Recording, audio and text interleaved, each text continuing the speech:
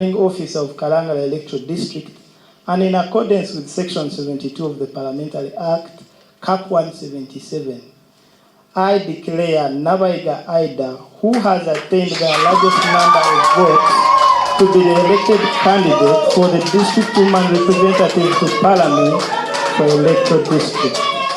I therefore call upon you to come and receive a copy of the declaration.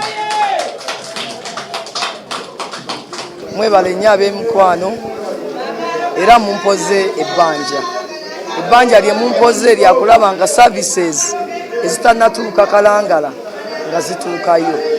Basebo ne banyabo tulina ebizibu ebiruma Kalangala ebisinga obukulu by'ebizibu ebikwatagana ku by'obulamu. Njagala okwebaza buli yenna akoze ekisoboka okulanga tuwangula akalu kano. Njagala okubira omulanga bannakalangala nti ne bwe baba nga bannaffe abannupu tebawangudde nga NRM yewangudde tetubasoomoza, tusigale nga tuli bannakalangala kubanga nankubadde ffe abazze okubakwasizako tujja kuvaawo tugende. Kalangala ejja kusigala nga erimu mmwe bannakalangala.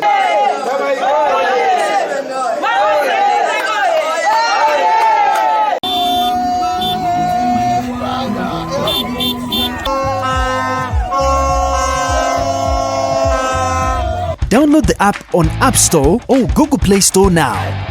Vision Digital Experience, the future of media.